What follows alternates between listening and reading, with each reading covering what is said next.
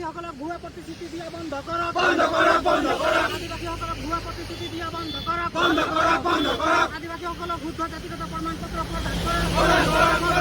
আমাৰ দাবী ন্যায্য দাবী, ন্যায্য দাবী ফুলফিল।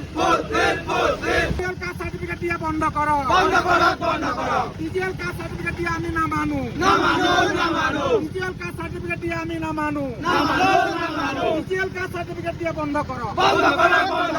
আদিবাসীসকলক আদিবাসী হিচাপে কাষ্ট সার্টিফিকেট প্রদান করো, আদিবাসীসকলক আদিবাসী হিচাপে কাষ্ট সার্টিফিকেট প্রদান করো।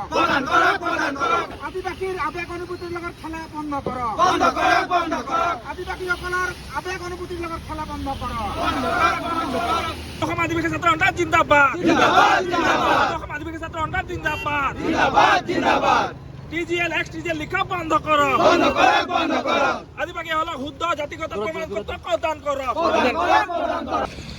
সদৌ অসম আদিবাসী ছাত্ৰ সন্থা কেন্দ্ৰীয় সমিতিৰ নিৰ্দেশ মৰ্মে আজি ডিব্ৰুগড় জিলা সমিতিৰ উদ্যোগত আজি বকুলত আমি আদিবাসীসকলৰ যি আত্মপৰিচয়ৰ যি সংগ্ৰাম, আমি কাষ্ট সাৰ্টিফিকেট, এই কাষ্ট সাৰ্টিফিকেট আমি জ্বলোৱাৰ কাৰ্যসূচী লওঁ। আৰু এইভাবে লওঁ কাৰণ আমি বিগত সময়ত আমি বিজেপি চৰকাৰক বিভিন্ন সময়ত আমি দাবী কৰিছিলোঁ যে এই আদিম খিলঞ্জীয়া আদিবাসী জনগোষ্ঠীটোক তেওঁলোকৰ যি অৰিজিনেলি যি আইডেণ্টিটি, অৰিজিনেলি যি আত্মপৰিচয়, এই ওৰাং হিচাপে, চাওতাল হিচাপে, মুণ্ডা হিচাপে মানে কাষ্ট সাৰ্টিফিকেট প্ৰদান কৰক। আৰু অতি দুখৰ বিষয়, অতি লজ্জাৰ বিষয়, কিন্তু বিজেপি চৰকাৰে এতিয়ালৈকে কাষ্ট সাৰ্টিফিকেট যি প্ৰদান কৰি আছে টিজিএল বুলি, টি গাৰ্ডেন লেবাৰবুৰী, এই কাষ্ট সাৰ্টিফিকেট কিন্তু আমি আদিবাসী সমাজে, আদিবাসী ছাত্ৰ সন্থাই কেতিয়াও গ্ৰহণ নকৰোঁ। আমি চৰকাৰক সুধিব বিচাৰিছোঁ, আজি বৰ্তমান সময়ত আজি অসমত চাহ গছ আছে, চাহ বাগিচাত যিসকল শ্ৰমিক নিয়োজিত হৈ আছে তেওঁলোকক টি গাৰ্ডেন লেবাৰ টিজিএল বুলি আপোনালোকে কাষ্ট সাৰ্টিফিকেট প্ৰদান কৰিছে, ঠিক আছে, আমি মানিছোঁ।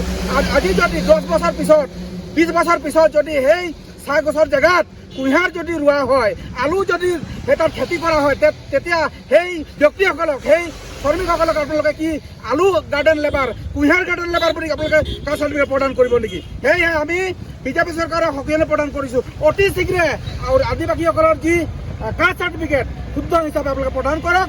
আদিবাসী হিচাপে, ওৰাং হিচাপে, মুণ্ডা হিচাপে, চাওতাল হিচাপে, কল হিচাপে, কয়া হিচাপে, গড় হিচাপে প্ৰদান কৰক। অন্যথা কিন্তু সদৌ অসম আদিবাসী ছাত্ৰ সন্থা কেন্দ্ৰীয় সমিতিৰ সভাপতি ৰিজেন দেবেন ওৰাঙৰ নেতৃত্বত সমগ্ৰ অসমত কিন্তু আদিবাসী ছাত্ৰ সন্থাই জুই জ্বলাব, এয়া কিন্তু স্পষ্ট। ইতিমধ্যে আপোনালোকে গম পাইছে আজি কেন্দ্ৰীয় সমিতিৰ নৱনিৰ্বাচিত যিটো কেন্দ্ৰীয় সমিতি ইতিমধ্যে আমাৰ ঘোষণা হৈ গৈছে। আৰু বৰ্তমানে আৰম্ভণিৰ পৰাই আমি তেওঁলোকে ইতিমধ্যে আমাৰ ওপৰত যিটো চৰম প্ৰতাৰণা কৰা বুলি আমি অনুভৱ কৰিছোঁ। আৰু আমাৰ সম্প্ৰদায়ৰ প্ৰতি তেখেতৰ যে হদ দৰদ নাই, তেওঁ মাত্ৰ নিৰ্বাচনী বতৰণি পাৰ কৰি যিহেতু এটা মিছলীয়া মানে মুখ্যমন্ত্ৰী ডক্টৰ হিমন্ত বিশ্ব শৰ্মাই বাৰম্বাৰ তেওঁলোকে নিৰ্বাচনী বতৰণি পাৰ হ'বৰ কাৰণে বিভিন্ন কূটকৌশল ৰচনা কৰা আমাৰ দৃষ্টিগোচৰ হৈছে। তেনে পৰিৱেশত কেন্দ্ৰীয় সমিতিৰ নিৰ্দেশ মৰ্মে জিলা সমিতি আজি আমাৰ জাতিগত প্ৰমাণপত্ৰ টিজিএল এক্স-টিজিএল মানে এটা মানে মজদুৰে বা এটা শ্ৰমিকৰ সম্প্ৰদায় কেনেকৈ হ'ব পাৰে? জাতিৰ এটা সুকীয়া পৰিচয় আছে, আমাৰ নিৰ্দিষ্ট সংস্কৃতি আছে, সংস্কাৰ আছে। তেনে ক্ষেত্ৰত এই যিটো চৰকাৰ আছে, চৰকাৰৰ যিখিনি ৰাজনৈতিক নেতা আছে, তেওঁলোকৰ মন মগজ মানে মতিটোত কি সোমাই আছে আমি নাজানো, কিন্তু এনেকুৱা তুলুঙা মন্তব্য কৰি আৰু জনগোষ্ঠীটোৰ মানে হেও প্ৰতিপন্ন কৰাৰ কাৰণে যিটো ব্যৱস্থা গ্ৰহণ তেওঁলোকে কৰিছে, তাৰ ওপৰত যদি তেওঁলোকে সঠিক সময়ত সঠিক ব্যৱস্থা গ্ৰহণ নকৰে, আগন্তুক দিনত এই বিষয়টো কিন্তু আৰু অধিক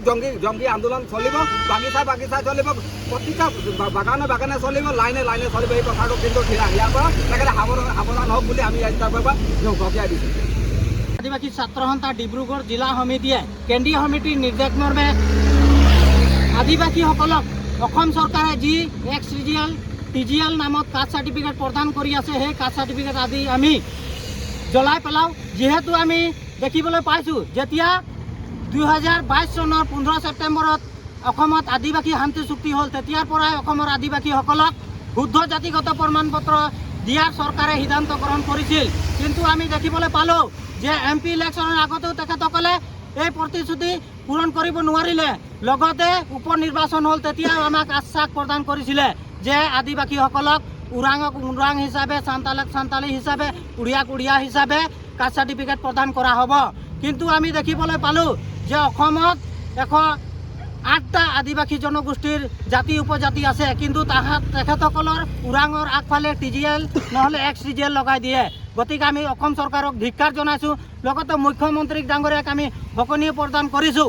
অনাগত দিনত যদি বা আপোনালোকে এই 2026 চনৰ আগত যদি বা আদিবাসী জনগোষ্ঠীক কাষ্ট চাৰ্টিফিকেট শুদ্ধ কৰি এক্স ৰিজিয়েল টিজিয়েল উঠাই নলয়, তেতিয়াহ'লে কিন্তু এই আদিবাসী জনগোষ্ঠীয়ে নিজৰ জাতিৰ পৰিচয়ৰ কাৰণে, নিজৰ মান সন্মানৰ কাৰণে কিন্তু জংগী আন্দোলন কৰিব। আৰু আজিৰ আমি ডিব্ৰুগড় জিলা সমিতি হৈ কিনে এই কাৰ্যসূচী আৰম্ভ কৰিছোঁ। অহাকালিৰ পৰা কিন্তু আঞ্চলিকে লগতে গাঁও আৰু বাগিচাত এই কাৰ্যসূচী কাষ্ট চাৰ্টিফিকেট চলোৱা কাৰ্যসূচী আৰম্ভ হ'ব। কেন্দ্ৰীয় সমিতিৰ নিৰ্দেশ মৰ্মে ডিব্ৰুগড় জিলা সমিতিৰ উদ্যোগত আজি বকুল বাইপাছত কাষ্ট চাৰ্টিফিকেটৰ কাষ্ট চাৰ্টিফিকেট প্ৰমাণ পত্ৰবিলাক জ্বলোৱা হয়। কাৰণ বিগত দিনত চৰকাৰক ধাৰাবাহিকভাৱে 1996 চনৰ পৰাই জন্মগতৰ পৰাই এই আদিবাসী ছাত্ৰ সন্থাই ধাৰাবাহিকভাৱে কৈ আছে আমি নিজৰ প্ৰমাণ পত্ৰ আইডেণ্টিটি বিচাৰি আছোঁ। কিন্তু এই চৰকাৰে কি কৰি আছে মই একো ধৰিব পৰা নাই। এই চৰকাৰে খালি আমাক ভুৱা প্ৰতিশ্ৰুতি দিছে, প্ৰবঞ্চনা কৰি আছে, ঠগ প্ৰবঞ্চনা কৰি আছে। আমি কিন্তু এইবিলাক দেখি সহ্য হোৱা নাই। আমি আগন্তুক দিনত এনেকুৱা হৈ থাকিলে যদি আমাক অতি শীঘ্ৰে যদি 26 নিৰ্বাচনৰ পূৰ্বে যদি আমাক জাতিগত প্ৰমাণ পত্ৰ আদিবাসী হিচাপে নিদিয়ে, তেতিয়াহ'লে আমি আদিবাসী ছাত্ৰ সন্থাই মানে তীব্ৰ আন্দোলন কৰিম। আৰু মানে ইয়াৰ পৰা এই সংবাদ মাধ্যমৰ যোগেদি আমি সকীয়াই দিব বিচাৰিছোঁ যে জংগী আন্দোলন কৰিবলৈ আমি বাধ্য হ'ম।